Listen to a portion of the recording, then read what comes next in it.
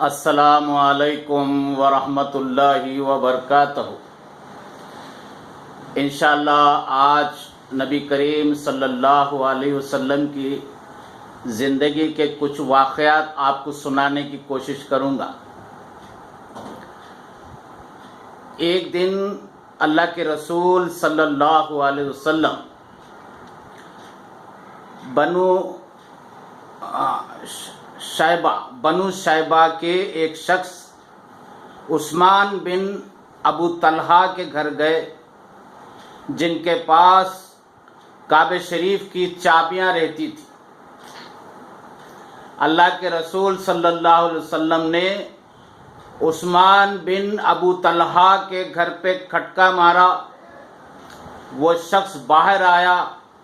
آپ صلی اللہ علیہ وسلم نے اس شخص سے کہا، عثمان مجھے کعبے کی چابیاں دو، میں نماز پڑھنا چاہ رہا ہوں، پھر تھوڑی دیر میں لا کے آپ کو دے دوں گا۔ تو بتاتے ہیں ایسا گھور کے دیکھا آپ کو، اوہو آپ کی یہ ہمت کہ آپ آ کے مجھ سے چابیاں مانگ رہے کعبے کی۔ نہیں دیا چابیاں، بالکل نہیں دیا۔ خیر پھر آپ صلی اللہ علیہ وسلم چلے گئے اور صحن میں نماز پڑھنے لگے۔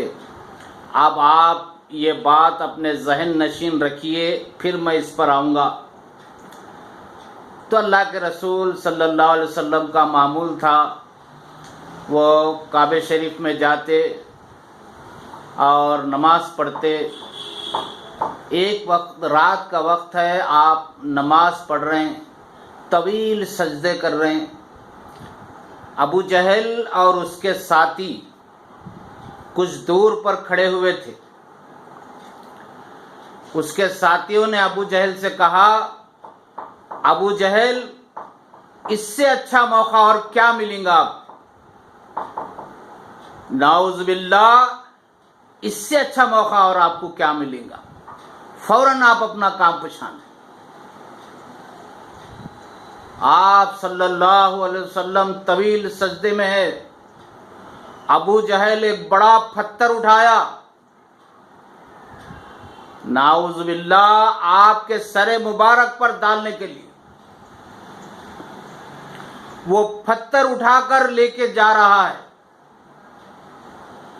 اور ادھر اللہ کے رسول صلی اللہ علیہ وسلم سجدے میں مصروف۔ جب بالکل قریب پہنچ گیا، تھوڑا ہی فاصلہ رہ گیا، اب پتھر اٹھا کر ڈالنے والا ہے۔ اتنے میں دیکھا ابو جہل نے کہ ایک ایسا بڑا جانور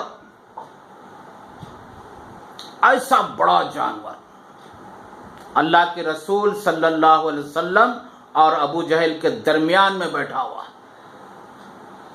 اور جانور نے کہا اگر ایک قدم بھی آگے بڑھایا تو پتھر کے ساتھ نگل جاؤں گا۔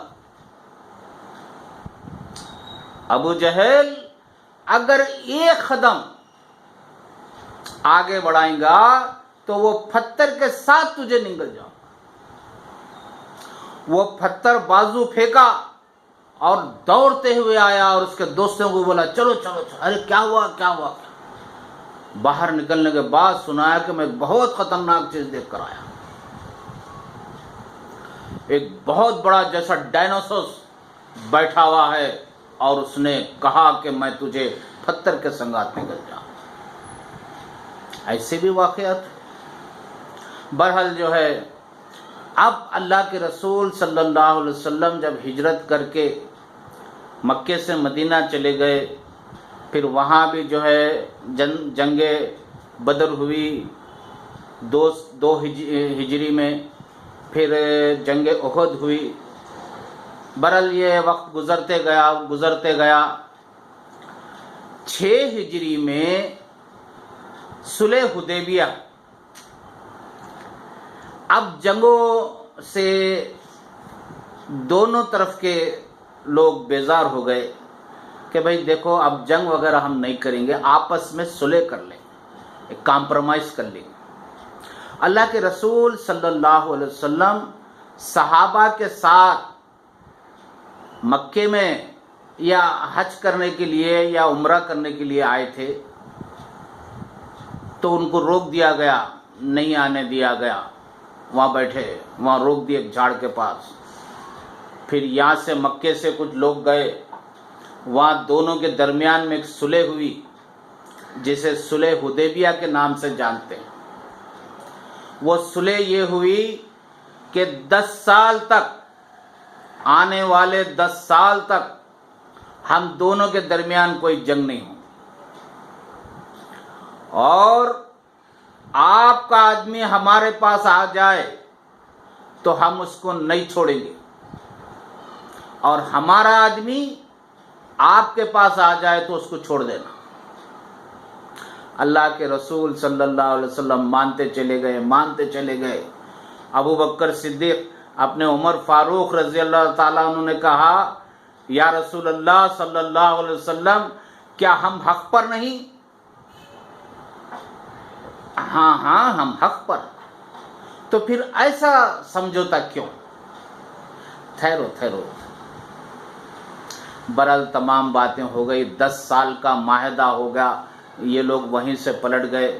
اب 10 سال کا معاہدہ ہونے کے بعد کوئی جنگ وغیرہ نہیں تھی، تو اس دوران یہ پورا مدینے میں 10 سال کے پیریڈ میں ہجرت کر کے جانے سے آپ صلی اللہ علیہ وسلم کی وفات تک جو 10 سال کا پیریڈ مدینے میں گزرا، اس میں 2 سال لگاتار دین کا کام ہوا، صرف 2 سال۔ پھر یہ معاہدہ 8 ہجری میں ٹوٹ گیا۔ جو 10 سال کے لیے معاہدہ کیا گیا تھا وہ 8 ہجری میں ختم۔ 8 ہجری میں فتح مکہ وہ کس طرح ہوا، کیا ہے، بڑی تفصیلی واقعہ ہے۔ میں آپ کو ایک طرف لے جانا چاہ رہا ہوں، اس لیے ادھر تھوڑا شارٹ کرتے ہوئے آپ کو میں آگے بڑھ رہا ہوں۔ میں فتح مکہ 8 ہجری۔ اب فتح مکہ میں جب آپ صلی اللہ علیہ وسلم رات میں خیمے لگا دیے اور ایک گروپ کو 2 چولہے لگانے کا آپ نے حکم دیا، تو دشمن اس وقت چولہوں کو گن کر پبلک کی تعداد کا اندازہ لگاتے تھے۔ 10,000 لوگوں کا لشکر لے کر کعبے کے اطراف آپ نے اپنا پڑاؤ ڈالا۔ ابو سفیان، رات کا وقت ہے، بے چینی ہو رہی ہے، باہر نکلا، دیکھا تو دور جو ہے خیمے نظر آ رہے ہیں اور مشالہ نظر آ رہے ہیں۔ برحال اب صبح فتح مکہ ہو گئی، ایک خون کا خطرہ بہے بغیر فتح مکہ ہو گئی۔ اب جتنے مکہ میں رہنے والے تھے وہ تمام کے تمام ظلم ستم کر کر ان کو ہجرت کرنے پہ مجبور کر دیا گیا۔ اب یہ ہوا کہ بس اب آج تو بدلہ لینے کا دن ہے۔ صحابہ بول رہے تھے آج تو بدلہ لینے کا دن۔ اللہ کے رسول صلی اللہ علیہ وسلم نے کہا آج معاف کر دینے کا دن۔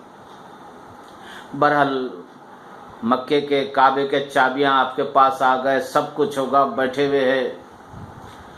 رسول اللہ صلی اللہ علیہ وسلم نے عثمان بن ابو طلحہ کو طلب کیا، بلاؤ۔ عثمان بن ابو طلحہ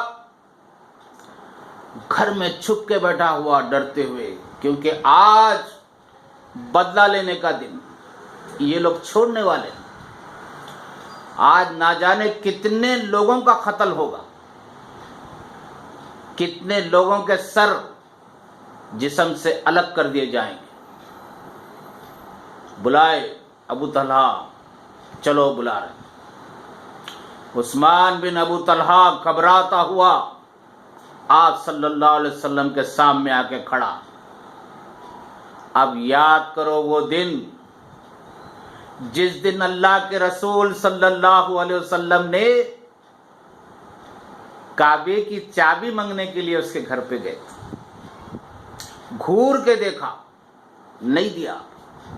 اوہو، آپ کی یہ ہمت، مجھ سے چابیاں مانگنے آ۔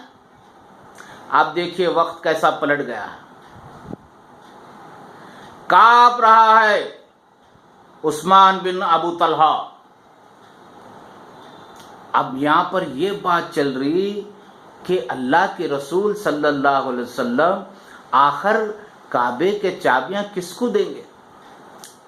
ادھر ابو سفیان امید لگا کے بیٹھا ہے، ادھر اور کوئی امید لگا کے بیٹھا ہے، کوئی ادھر کوئی اور امید لگا کے بیٹھا ہے۔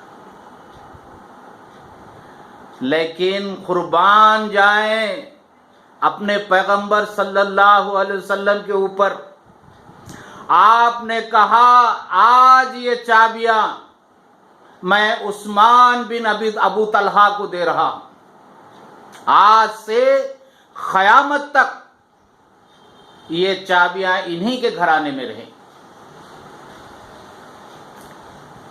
اگر کوئی ان سے چابیاں چھیننے کی کوشش کریں گا تو قیامت کے دن میں اس کا دامن پکڑوں۔ روتے روتے گر گیا خطبوں میں، اسلام قبول کر لیا اس نے۔ ایسی بہترین اللہ کے رسول صلی اللہ علیہ وسلم کی شفقت لوگوں کے اوپر آپ نے کر کے بتائی۔ جزاک اللہ، جزاک اللہ۔ ایک چھوٹا سا واقعہ میں سنانے کی کوشش کر رہا تھا، الحمدللہ، اور یہ اب میں بات کو ختم کر رہا ہوں، آپ بھی سنو، زیادہ سے زیادہ لوگوں کو سناؤ۔ جزاک اللہ۔ میں اپنی بات کو ختم کرتا ہوں۔ السلام علیکم ورحمۃ اللہ وبرکاتہ۔